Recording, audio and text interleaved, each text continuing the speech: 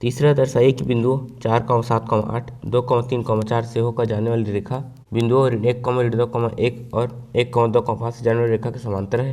तो हमें इसे दर्शाना है कि यहाँ पर इन बिंदु से होकर जाने वाली रेखा इन बिंदु से होकर जाने वाली रेखा के समांतर है। तो ये दर्शाने के लिए यदि इसमें A1/A2, B1/B2 और C1/C2 तीनों का मान बराबर आ जाता है तो इसका मतलब है कि यहाँ पर ये दोनों रेखाएं समांतर हैं। तो इसमें हम सबसे पहले इसे बिंदु A, इसे बिंदु B, इसे बिंदु P और इसे बिंदु Q मानेंगे। फिर हम इन दोनों रेखाओं के दिक् अनुपात ज्ञात करेंगे। तो यहाँ पर हम लिखेंगे माना A बराबर 4,7,8, B बराबर 2,3,4, P बराबर ऋण 1,2,1 और Q बराबर 1,2,5। तो हम इस रेखा के मतलब AB रेखा के दिक् अनुपात ज्ञात करेंगे। मतलब हम इसमें A1 का मान ज्ञात करेंगे जो होता है x2 - x1, फिर B1 का मान ज्ञात करेंगे जो होता है y2 - y1 और C1 का मान ज्ञात करेंगे जो होता है z2 - z1। और यहाँ पर यह x2, यह x1, यह y2, यह y1 और यहाँ पर यह z2 और यह z1। तो यहाँ पर आ जाएगा 2 ऋण यहाँ पर 4, तो यहाँ से बराबर में आ जाएगा ऋण 2। फिर इसी तरह से यहाँ पर आ जाएगा 3 ऋण यहाँ पर 7 और इसका मान आ जाएगा ऋण 4। फिर यहाँ पर आ जाएगा 4 ऋण यहाँ पर 8, फिर इसका मान भी आ जाएगा ऋण 4।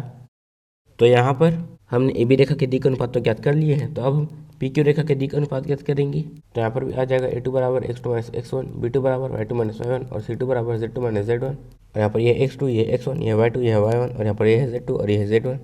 तो यहाँ पर आ जाएगा 1 ऋण यहाँ पर आ जाएगा ऋण 1, फिर ऋण का ऋण में गुणा होगा तो इधर हो जाएगा, फिर हम 1 में 1 जोड़ेंगे तो यहाँ पर आ जाएगा 2, फिर यहाँ पर आ जाएगा 2 ऋण यहाँ पर ऋण 2 और यहाँ पर ये हो जाएगा 4 और यहाँ पर आ जाएगा 5 ऋण यहाँ पर 1 और इसका मान होता है 4।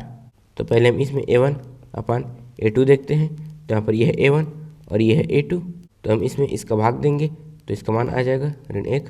इस तरह से हम यहाँ पर B1/B2 ज्ञात करेंगे। तो यहाँ पर आ जाएगा ऋण 4/4, फिर इससे 1 कट जाएगा तो यहाँ पर आ जाएगा ऋण 1।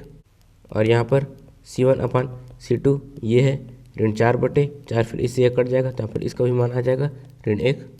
तो यहाँ पर A1/A2 का मान आया है ऋण 1, B1/B2 का मान आया है ऋण 1 और C1/C2 का मान आया है ऋण 1। तो यहाँ पर इन तीनों का मान बराबर आया तो इसका मतलब है कि यहाँ पर ये दोनों रेखाएं समांतर हैं। तो हम लिखेंगे यहाँ A1/A2 बराबर B1/B2 बराबर C1/C2 तीनों का मान ऋण 1 है, अतः दोनों रेखाएं समांतर है। तो यहाँ पर हमने सिद्ध कर दिया कि यहाँ पर ये दोनों रेखाएं समांतर हैं।